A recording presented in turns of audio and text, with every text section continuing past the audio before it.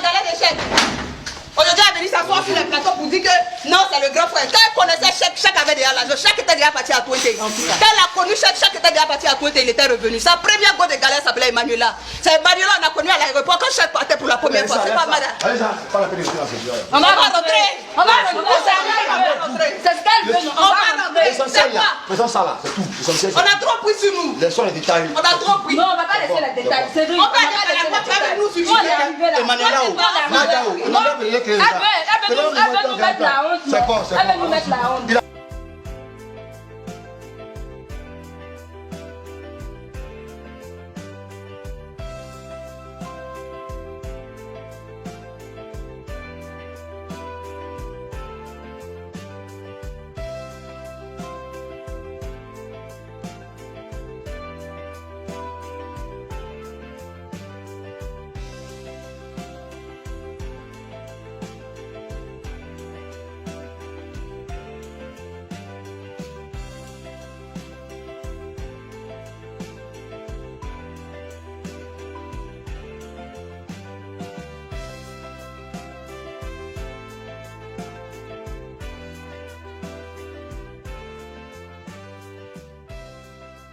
Donc, aujourd'hui matin, à 9h, 10h, on tape à la porte. Donc, il y a mon fils là qui vient ouvrir la porte, pensant que c'est son oncle qui venait.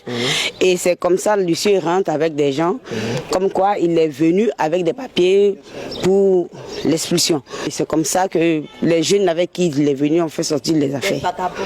Des vagabonds, je ne sais pas. Parce qu'ils ne sont pas des corps habillés. Donc après, ils envoient les ferronniers pour venir changer carrément les serrures de la maison. Donc ils nous demandent de sortir. Donc nous, on dit on ne peut pas sortir tant que notre avocat n'est pas là. Donc raison pour laquelle nous sommes encore dans la maison. Donc ils nous ont fait venir un vigile avec une dame que voici là-bas.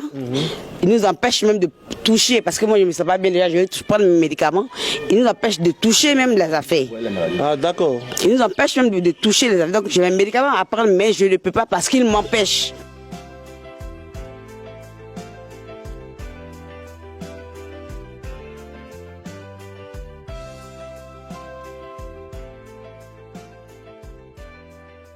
Bonjour à tous, nous sommes là à Faya, cité ATCI, au domicile familial de feu Chèque Thioté.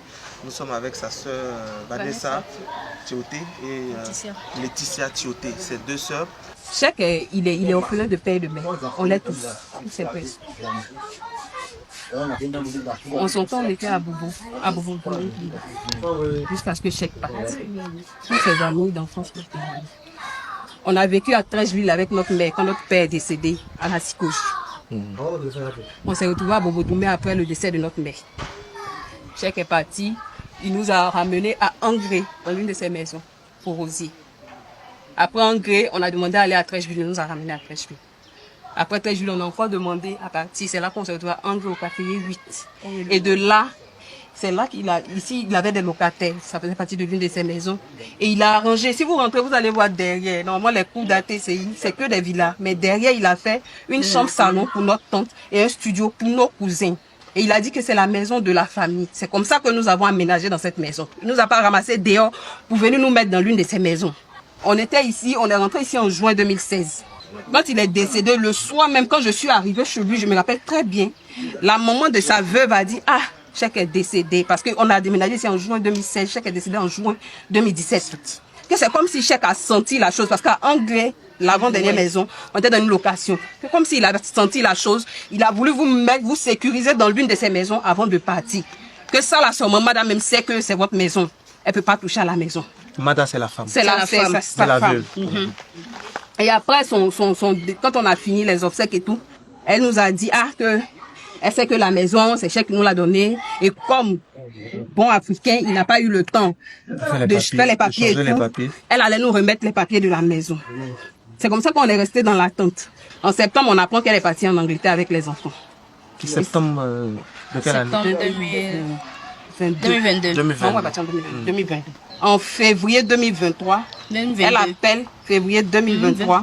Elle recontacte l'un de mes frères qui est en France pour lui dire que nous, on doit partir de la maison. En février 2023. Parce qu'elle, elle a vendu. Non, au départ, elle nous a pas dit qu'elle a vendu la maison. Parce que quand elle a commencé à vendre ses biens, mon frère lui a demandé, vu qu'on a appris qu'elle vendait ses maisons. Elle a vendu les maisons de qui? Elle vendait les maisons de chèques. Mon frère lui a demandé, on a appris que tu es en train de vendre les maisons de chèques. Elle dit qu'elle n'est pas en train de vendre les maisons de chèques. Et que ce sont des rumeurs. On a bien voulu croire qu'elle était de bonne foi, jusqu'à ce qu'elle nous dise de quitter la maison. Mais comment se fait-il que, en sachant que c'est la maison de la famille aujourd'hui, la veuve décide de vous mettre dehors? Qu'est-ce qui s'est passé? Vous pouvez nous expliquer? On se pose tous cette même question. Parce qu'on ne s'est jamais mixé dans un partage de quoi que ce soit. Depuis les voitures. En fait, ça ne nous dirait pas grand-chose. Peut-être quelqu'un, c'était déjà fort pour nous. Et il faut penser déjà aux enfants. On est tous humains, on sait comment entretenir un enfant, comment ça coûte. On savait qu'à partir de cet instant-là, il n'y avait plus de revenus. Ce qui était là, il fallait pouvoir gérer. On voulait dire que, fait à la mort de Tioté, vous n'avez pris aucun bien. Non. Et tout est revenu à sa famille. Rien du tout. On n'a rien touché. Tu sais qu'après de combien de maisons, il a un immeuble R+4 à Abata, de près de 20 appartements.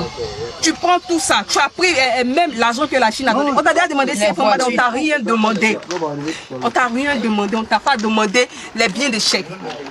Juste ce qu'il a dit, respecte sa parole, c'est tout. Mais du moment où vous dites qu'elle c'est elle qui a tous les biens, qui a arrêté de tous les biens, j'ai envie de dire pourquoi est-ce qu'elle vient encore vous enlever de cette maison? Est-ce que vous avez des différends avec elle? C'est ce qu'on veut savoir en fait. Il n'y a jamais eu de différends. S'il y a différents, ça devrait être à elle son niveau. Pas plus tard qu'avant-hier.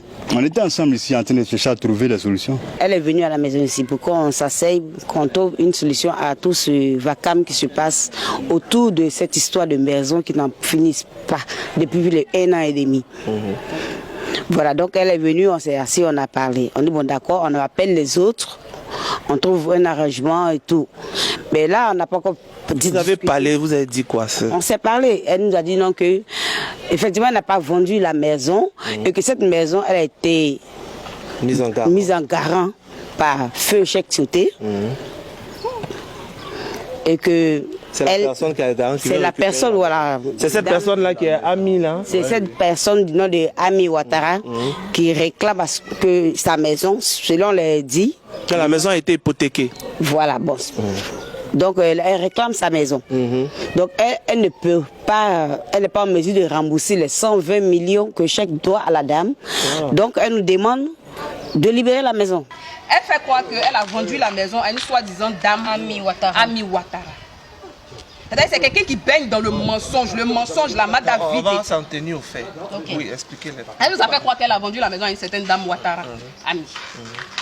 Et à chaque fois que les gens viennent, c'est avec le nom de la dame qui vient. Cette Ami Ouattara, on ne l'a jamais vue. Quand tu as acheté une maison, tu ne vas pas venir voir la maison, elle n'a jamais venu visiter. Et tout à l'heure même, il y a ma belle qui me dit non, il y a un monsieur qui se présente encore pour dire c'est lui qui a acheté la maison. Toi, tu as acheté la maison comment? On achète poisson dans l'eau. Les papiers qui ont dit qu'ils devaient 120 millions, c'est pour ça qu'ils ont vendu la maison. Jamais. On n'a rien vu. Et le pauvre même, elle était ici la semaine dernière. Elle est venue dire à mes frères qu'elle a une maison en son nom à El Mada qui a fait caisser et que nous on doit déménager de la maison. Et elle va mettre sa maison à notre disposition. Pendant qu'elle vit sur un immeuble au garage Sefa ici, elle va mettre la maison à notre disposition et qu'actuellement la maison est sous bail pendant 1 an et qu'il reste 6 mois. Donc dans 6 mois, elle va libérer la maison, on va rentrer pour qu'elle puisse prendre la maison. C'est-à-dire, non seulement tu dis que tu as vendu la maison, mais là tu ne sais pas qu'on peut attendre 6 mois et le lendemain tu as fait ma soeur qui dit que tu veux venir mettre les bagages dehors. Pourquoi? Là, vous allez envoyer un ferronnier. Oui, ils vont enlever. C'est ce qu'on va lui donner. C'est ce qu'on va lui donner. Il n'a pas enlevé. Tu vas venir mettre vigile devant notre porte. Pourquoi madame, il y a vigile devant ta porte? Pourquoi madame, il y a vigile devant ta porte? Non.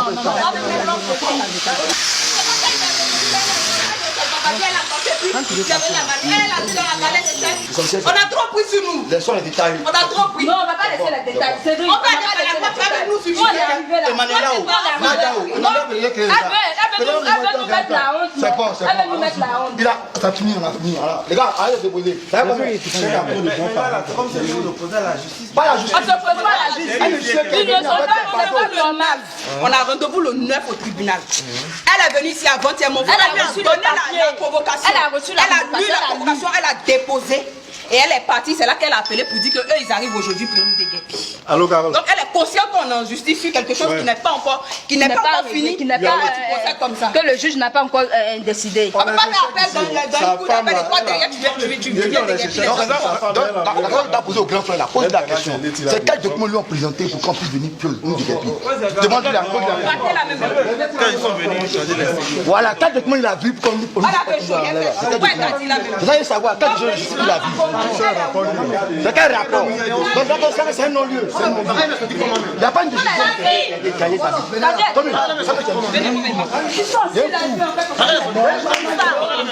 Facilement comme ça, on fait sortir les bandages. Vous êtes assis là.